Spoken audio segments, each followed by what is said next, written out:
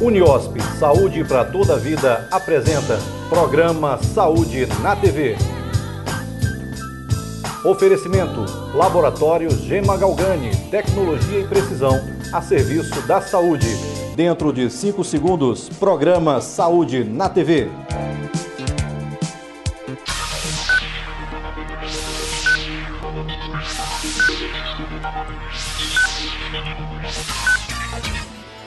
Bom dia, que bom ter você com a gente em mais uma manhã de sábado aqui no Saúde na TV. Como sempre, o programa de hoje está repleto de informações importantes, sempre visando a melhoria da sua saúde e qualidade de vida. Você vai saber como está a campanha nacional de vacinação contra a gripe. Entraram em vigor as novas regras para a venda de antibióticos. A gente fala sobre este assunto no quadro Farmácias de Manipulação. E ainda um papo muito importante sobre o crack, uma droga que está se alastrando por todo o país e destruindo a vida de usuários de várias famílias. Tudo isso agora aqui no Saúde na TV.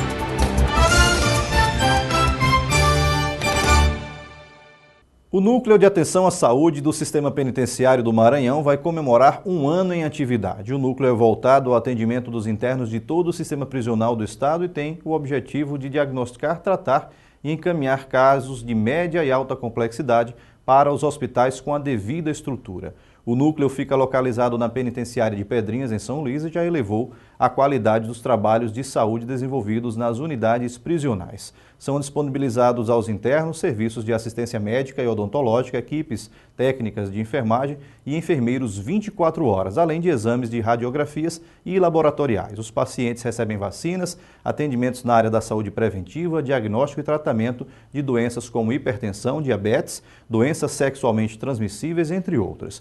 O núcleo realiza também o acompanhamento psicossocial dos aprisionados. A partir de agora, as farmácias terão que se adequar às novas regras para a venda de antibióticos. E, claro, as farmácias de manipulação também terão que se adaptar às novas determinações. Veja mais sobre as normas estabelecidas pela Anvisa no nosso quadro Farmácias de Manipulação. Confira. As regras para a venda de antibióticos em vigor ainda confundem o setor farmacêutico. Um simpósio organizado pelo Conselho Regional de Farmácia de São Paulo discutiu problemas de aplicações das normas no dia a dia dos estabelecimentos. Um dos pontos em discussão foram as exigências de retenção de receita para remédios de uso tópico, como pomadas e cremes antimicrobianos. A norma diz que remédios com uma das 93 substâncias listadas na regulamentação precisam da retenção. Em maio de 2011, a Anvisa apresentou uma RDC, dando novas diretrizes, novas regras para prescrição e dispensação dessa classe de medicamentos, que são os antibióticos, ou antimicrobianos. O que muda a partir de agora é que, além dessa dispensação só com uma receita médica, as farmácias de manipulação e farmácias em geral, drogarias, terão agora que prestar contas semanal sobre toda a movimentação, sobre todo o comportamento dessa classe de medicamentos, tá? O que entra, o que compra, o que sai, para quem sai, quem dispensou. Então é um controle bem rigoroso.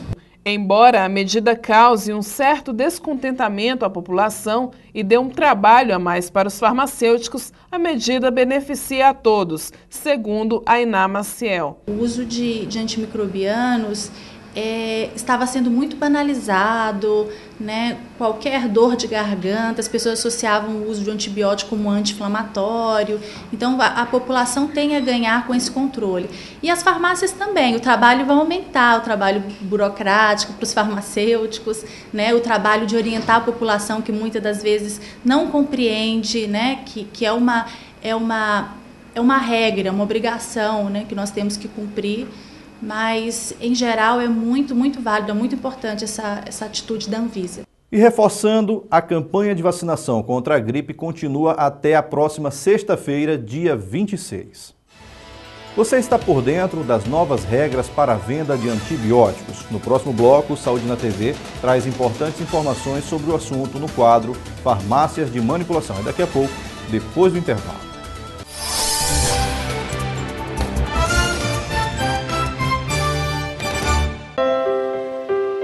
Família, ainda não inventaram nada melhor pra gente se sentir completo, protegido.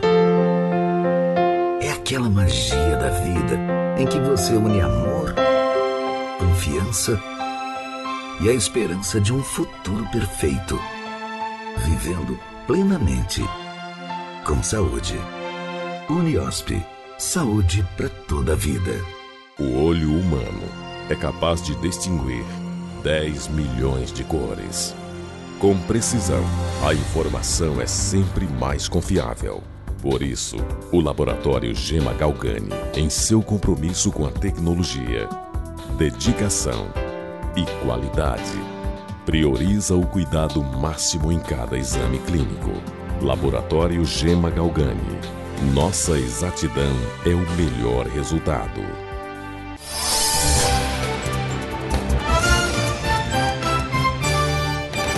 Hoje é o dia D da vacinação contra a gripe. Cerca de 240 pontos de vacinação estão espalhados em São Luís. A campanha nacional de vacinação contra a gripe teve início em toda a rede de saúde do município na última segunda-feira. Idosos a partir de 60 anos, gestantes, mulheres que tenham dado à luz até 45 dias, crianças de 6 meses até 2 anos de idade, população prisional, pessoas com doenças crônicas e profissionais de saúde devem se vacinar.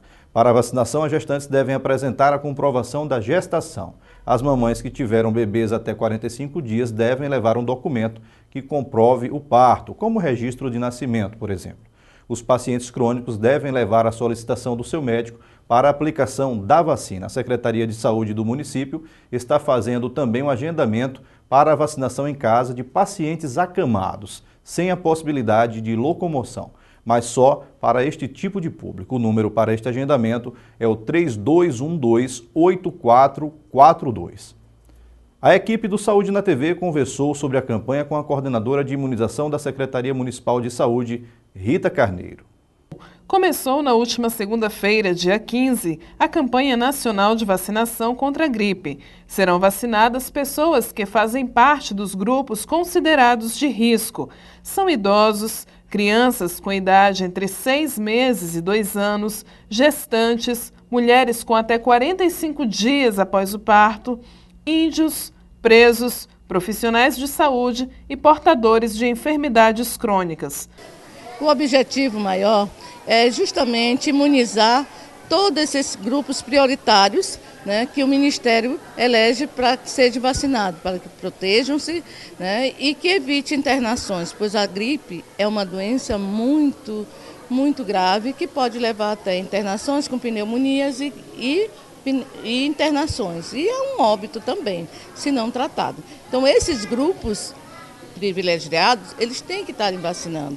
A resistência de algumas pessoas em tomar a vacina, especialmente os idosos, ainda é um problema que tem sido combatido a cada campanha, com a conscientização da importância de se prevenir contra o vírus da influenza.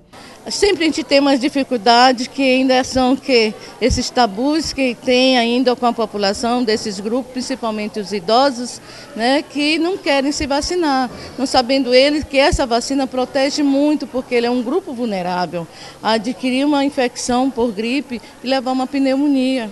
A meta para este ano é imunizar em toda São Luís cerca de 140 mil pessoas.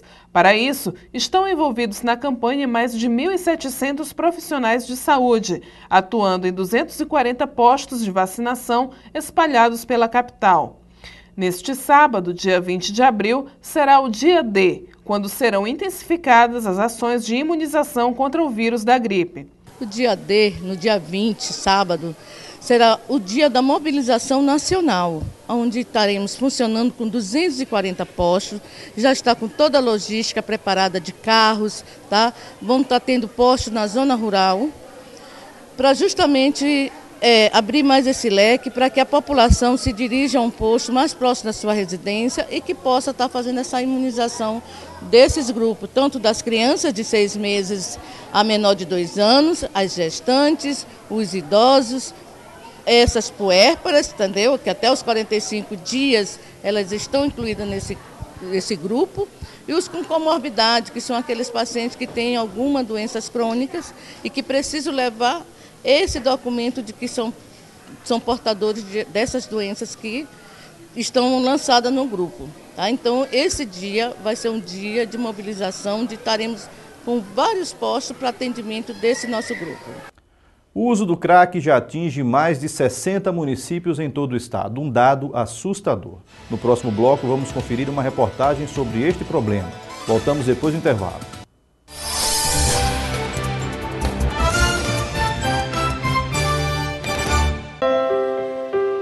Família, ainda não inventaram nada melhor pra gente se sentir completo, protegido.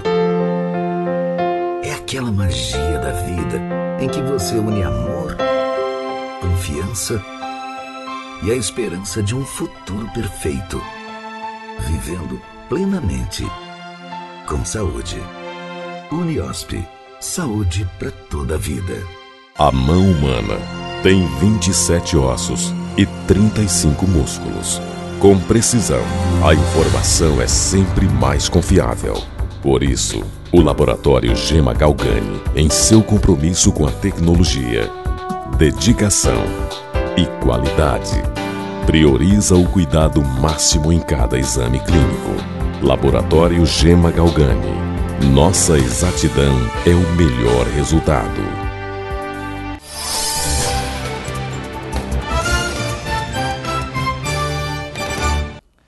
O governo federal distribuiu mais de 170 mil cartilhas na rede pública de saúde com o objetivo de facilitar o acesso das mulheres à chamada Pílula do Dia Seguinte. É a primeira vez que o Ministério da Saúde dá orientações claras a médicos e enfermeiros de postos de saúde e hospitais sobre a distribuição do contraceptivo emergencial.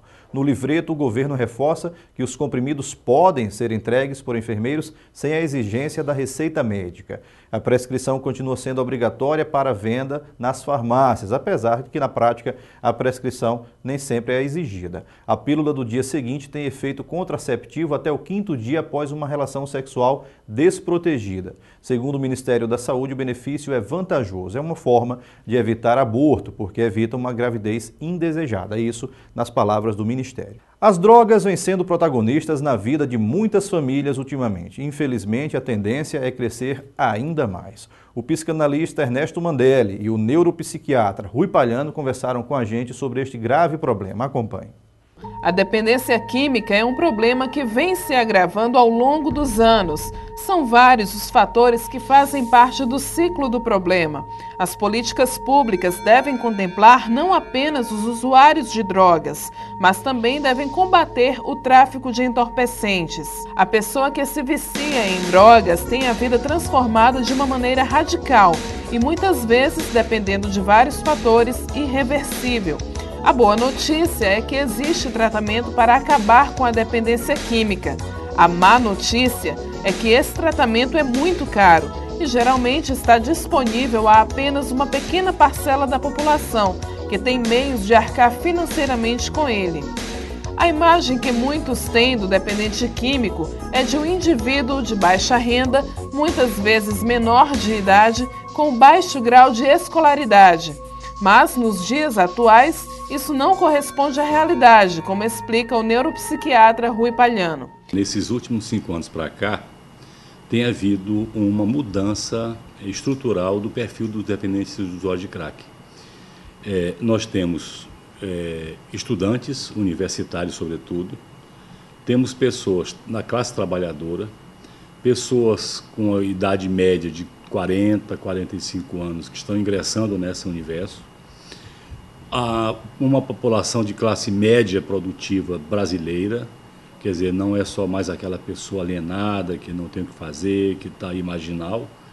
Quer dizer, tem havido, de fato, uma mudança sistemática no perfil de usuário de drogas nesse Brasil durante esses últimos 5 anos para cá. Há várias etapas no tratamento de dependentes químicos. A primeira é privá-los de todo o contato com a droga, seguindo-se os períodos de abstinência, que são devidamente monitorados pelo médico. O nosso trabalho ele se dá de diferentes formas. Do ponto de vista de diagnóstico, nós temos hoje um instrumento bastante eficaz, que nos diz se entre os usuários quem é dependente ou não. E dependendo desse diagnóstico, saber qual dos pacientes que está dependente deve ou não começar um tratamento hospitalar. Então isso cresceu muito, porque até recentemente se pensava que todo mundo que era dependente de crack tinha que se internar, e não é. Você tem hoje um crivo que nos garante segurança de dizer vamos se internar ou não. Em internado, esse paciente vai se submeter a um tratamento de desintoxicação plena para isentá-lo de qualquer interferência funcional do cérebro dele de droga. Então passa em torno de 1 a 3 semanas de desintoxicação. E em seguida você começa a estabelecer um tratamento para a dependência propriamente dito. E hoje, graças a Deus, nós dispomos de medicamentos altamente eficazes. Não só medicamentos que interferem na fissura, na motivação, no desejo ardente de usar droga, quanto em medicamentos que reduzem os efeitos da abstinência, que é um sintoma muito desagradável, muito ruim, que acaba fazendo com que as pessoas recaiam. Então, isso evoluiu muito. Além do tratamento médico propriamente dito, nós temos o tratamento feito com as psicoterapias, sobretudo a psicoterapia cognitivo-comportamental, que é a terapêutica de eleição para o tratamento desses pacientes. São tratamentos mais longos, deverão fazer tratamento de prevenção de recaída, que é a terceira grande arma que a gente dispõe hoje, é evitar que esses pacientes recaem, já que no universo de dependentes a recaída é um fenômeno absolutamente natural, faz parte até do diagnóstico desses enfermos. Então, juntando essas peças todas, o tratamento médico, o tratamento hospitalar, o tratamento de psicoterapia e prevenção de recaída, você fecha um círculo que vai resultar no final, que é da reinserção social. É dar um sentido de vida perdido por conta da dependência de droga a esses indivíduos. Os especialistas no tratamento dos pacientes usuários de drogas, além das medicações, lançam mão da terapia cognitivo-comportamental. Estabelecimento de novas regras e forma de pensar. Por exemplo, tem muitas pessoas que estão nesse universo que nem acreditam mais que sejam capazes de sair disso. São tão desvalidos e tão desprotegidos que não. Então, a terapia cognitivo, entre outras coisas, vai fazer com que essa pessoa repense melhor essa forma de vida que está se estabelecendo entre ele e a dependência. Em geral, o que se aconselha é que a terapia cognitivo seja instituída juntamente com o tratamento médico. Quer dizer, os trabalhos sinalizam, mostram que quando você junta as duas coisas, é muito mais negócio do que você fazer só um ou só outro. Mas, em tese, a terapia cognitivo, como o próprio nome diz, te ensina a viver, te ensina a melhorar, a lidar com essa problemática da dependência química. O tratamento dos dependentes químicos tem amparo legal, pois o paciente muitas vezes não entende que necessita de ajuda. Nesses casos, ele é internado contra a vontade. Desde 2001, nós temos uma legislação federal que garante 3 tipos de internação. Chamada internação voluntária. Eu sou dependente, vou a um serviço e me interno porque eu quero, não consigo tratar sozinho. Tem a chamada internação involuntária, que é uma prerrogativa legal que a família e que o médico tem, para poder, mesmo uma pessoa na vigência de um comportamento compulsivo para uso de droga, não querendo se tratar, você, com uma equipe médica bem instituída, você pode conduzi-lo para um tratamento mesmo que ele não queira. Isso é uma prerrogativa legal, a lei diz isso. E terceiro, nós temos a chamada internação compulsória, que é uma determinação judicial. O juiz determina, sempre assessorado por uma equipe médica e psicossocial, que aquele paciente vai se submeter a esse tratamento. Então, são as 3 modalidades garantidas em lei, como você mesmo falou. Quer dizer, existe essa legislação, que é de 2001, portanto tem 13 anos, que garante essa prerrogativa. Agora, é preciso que a gente entenda que isso é um recurso legal importante, do que muitas das vezes é feito em outros serviços, em que a pessoa é trazida sem qualquer anteparo de referência que possa acolher. O que adianta você pegar uma pessoa dessa, à revelia, a contragosto, de forma involuntária, e levar para um serviço que não tem acolhimento nenhum? É preferível que não se faça isso, porque é preciso que esse procedimento seja consequência. Ele seja levado por um serviço de internação, em geral internação prolongada, que possa ser instituído todo um trabalho de reabilitação psicossocial, de acompanhamento psicológico, para que esse paciente possa ter a chance de rever, de repensar seu drama, seu processo vital. Ele não é só estar pegando o paciente da rua e levando, seja para onde for. Isso é uma atitude inconsequente no meu entendimento. Eu acho que não deveria existir isso, nem aqui, nem em lugar nenhum. A internação involuntária, a internação compulsória e a internação voluntária são consequentes. Neste processo, você tem que ter um bom diagnóstico, tem que ter uma psicoavaliação rigorosa e um conjunto de medidas que você tem que oferecer para esse paciente se recuperar. Senão é melhor que nem faça. O tratamento de dependentes químicos ainda é visto com descaso pelas autoridades, já que não o disponibilizam gratuitamente em todo o país. Segundo o médico, essa postura deve ser repensada. É uma pena, porque o serviço público que existe, que é garantido pelo Sistema Único de Saúde, pelo SUS, é muito ruim. É muito ruim. As pessoas precisam de ter serviços mais de qualidade. Por exemplo, aonde é que você colocaria um paciente em condições psicóticas agudas por uso de cocaína ou de crack? Aonde? Se isso é proibido você internar pelo próprio sistema de saúde. Aonde você teria que modificar o diagnóstico desse paciente para justificar uma internação. Quer dizer, quantas e quantas vezes um paciente que está intoxicado por droga, ele involuntariamente podia ser internado, mas aonde será internado? Então, aonde você pode publicamente recorrer para um serviço de desintoxicação pública, em que eu tenho um filho, tenho uma filha, tenho um neto, tenho um bisneto, seja o que for, intoxicado por cocaína, onde é que eu vou internar esse paciente para poder fazer uma desintoxicação? Então, o sistema que está aí, reconhecidamente, é um esforço muito grande do governo brasileiro, eu acho que é importante que se revele isso também. Há uma disposição muito grande de efetivamente se encarar isso.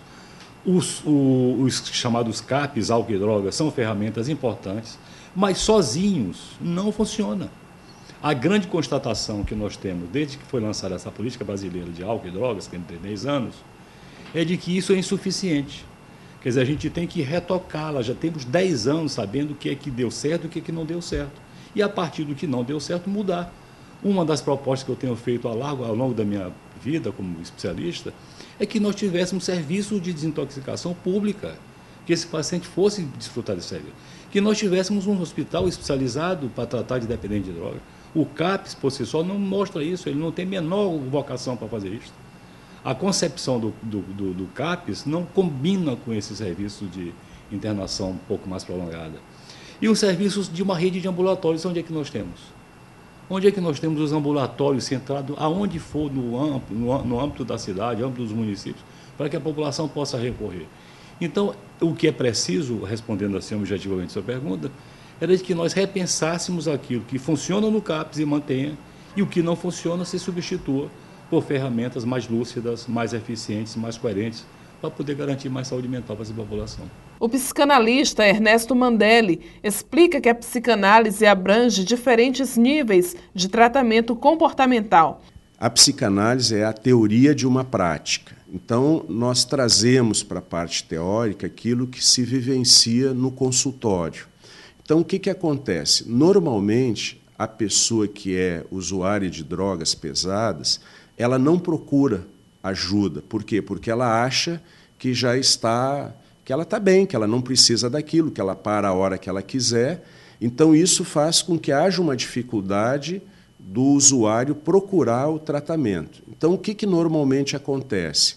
Quando ele é interno numa clínica para fazer o tratamento, aí você tem que ter um acompanhamento psiquiátrico também, justamente por causa da síndrome de abstinência, da ansiedade, de todo o processo que cria. Então, o que ocorre? Normalmente, nessas clínicas, o que se trabalha é a psicologia, principalmente com a terapia cognitivo-comportamental. Esse trabalho é um trabalho mais de apoio do que de profundidade, a terapia cognitivo-comportamental. Então, muitas vezes, a maioria dos dependentes químicos de drogas pesadas são tratados pela psiquiatria e pela terapia cognitivo-comportamental. O psicanalista acumula uma experiência de 2 anos com dependentes químicos em recuperação. Depois do que viu, a conclusão a que chegou é que é mais fácil prevenir o problema do que tentar medidas paliativas para contorná-lo. E esse aspecto de você prevenir começa desde a infância. Começa a partir do nascimento, você começa todo um processo de prevenção. Porque dentro da visão psicanalítica, nós temos 2 aspectos importantes no dependente químico, né? Seja ele por droga lícita ou ilícita. Nós temos uma fixação no primeiro ano de vida, que é a chamada fase oral, e nós temos uma outra fixação, que é justamente na fase da solução do complexo de Édipo. Porque o que nós observamos na prática, né, nesse trabalho que eu fiz lá com os pais? Que você tem muito mais meninos, né, homens usuários de drogas, do que mulheres.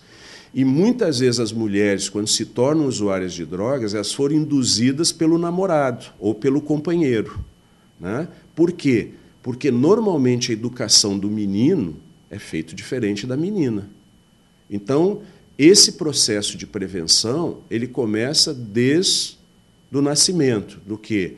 Na maneira do desmame, o quanto tempo mamou, se foi desmamado de forma correta ou não. Então, começa por aí. Depois, por exemplo, o que a gente percebe nessa fase do complexo de Édipo? Que, para a grande maioria dos dependentes químicos, a relação dele com a mãe é uma relação não saudável. Então, esse processo todo faz com que haja, hoje, cada vez um número maior de dependentes químicos. Por quê? Porque a família, aquela família tradicional que nós conhecemos, está sendo extinta, né? Você está tendo as novas famílias, as novas formações familiares, e muitas vezes esses dois fatores, né, que nós encontramos não significa que quem tem isso se torna um dependente químico, mas sim o dependente químico tem essas duas características, né? Seja mais fácil você encontrar essa estrutura hoje em dia, cada vez mais fácil.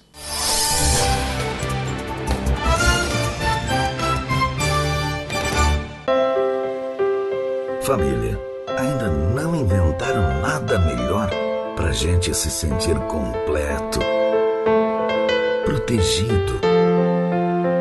É aquela magia da vida em que você une amor, confiança e a esperança de um futuro perfeito, vivendo plenamente, com saúde. Uniosp, saúde para toda a vida. A cada ano, 98% dos átomos do nosso corpo são substituídos. Com precisão, a informação é sempre mais confiável. Por isso, o Laboratório Gema Galgani, em seu compromisso com a tecnologia, dedicação e qualidade, prioriza o cuidado máximo em cada exame clínico. Laboratório Gema Galgani. Nossa exatidão é o melhor resultado.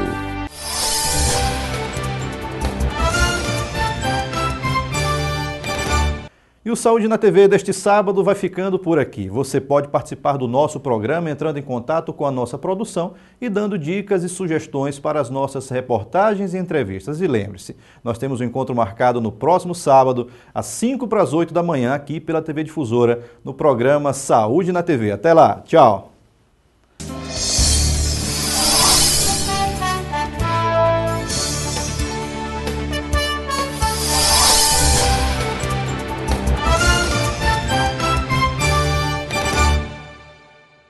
Você acabou de assistir programa Saúde na TV.